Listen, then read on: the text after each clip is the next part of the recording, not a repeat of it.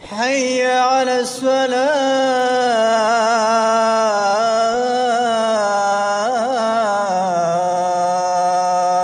الصلاة حي على الصلاة.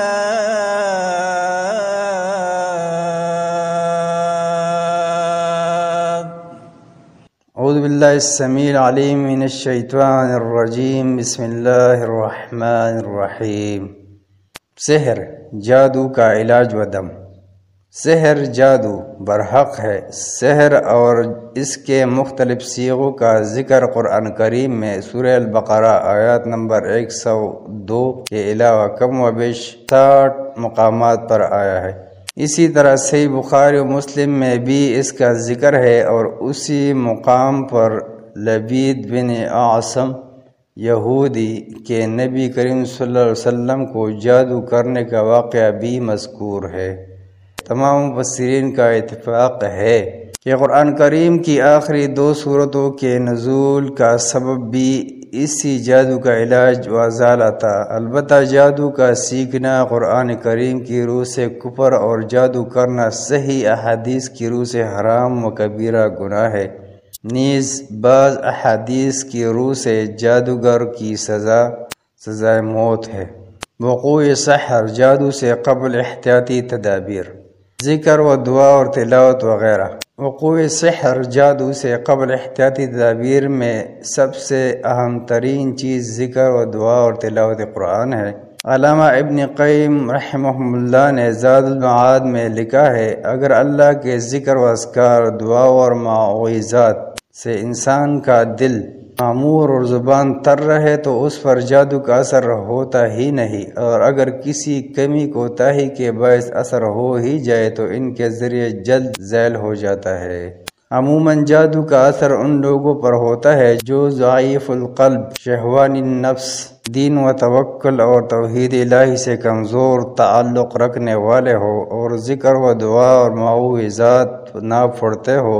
یہی وجہ ہے کہ جادو عموماً عورتوں، بچوں، جاہلوں اور بادیے نشینوں پر زیادہ ہوتا ہے. سحر، جادو کے وقوع سے قبل والی قرآن و سنت سے ثابت دیگر تمام احتیاطی تدابیر تو وہی ہے جن کا تذکرہ ہم وقوع جنات، واسیب یا سایہ اور مرگی سے پہلے احتیاطی تدابیر کے ضمن میں کر آئے ہیں. لہذا یہاں ان کی اعادے کی ضرورت نہیں ہے. وہی دیکھ لیجئے. جادو کے علاجات اور دم.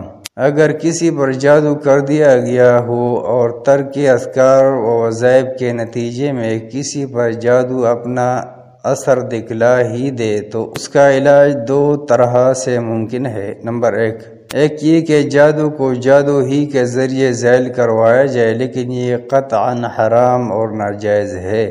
اس کا دوسرا طریقہ شرعاً جائز ہے اور اس کی کئی شکلیں ہیں.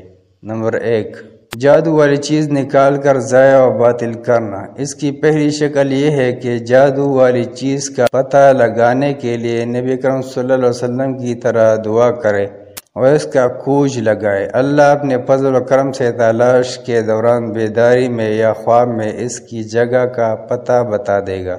اور دوسری شکل یہ بھی ہے کہ جادو کے ذریعے کسی پر جو جن سوار کیا گیا ہے، قرآن و سنت کی دعائیں پڑھنے سے وہ حاضر ہو جائے گا، اور جب وہ مریض کے زبان پر بولنے لگے اس سے پوچھے کہ اس کی جادوگر نے وہ چیز کہاں چھپائی ہے، اور پھر اس کی بتائی ہوئی جگہ سے وہ چیز نکال کر اسے ضائع کر دے. تجربہ کار علماء کے نزدیک یوں کرے کہ پانی پر سورہ الاعراف آیات 117 تا 122، سورہ یونس آیات 81 تا 82 اور سورہ طٰہٰ آیات 69 پڑھ کر اس چیز، کاغذ، مٹی اور کپڑا وغیرہ کو پانی میں پگھلا دے، اور وہ پانی عام گزرگاہ سے کہیں دور لے جا کر بہا دے. نمبر 2 جادو کے ذریعے داخل کیے گئے جن کو نکالنا.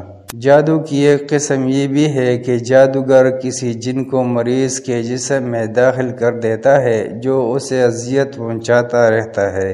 اگر دعا اور دم کے ذریعے ہم نے اس جن کو نکال بگایا تو جادو ختم. اس علاج پر مشتمل دعائیں اور دم ہم آگے چل کر ذکر کرنے والے ہیں انشاءاللہ۔ نمبر 3، پسد کروانا یا سینگی لگوا کر خون نکلوانا۔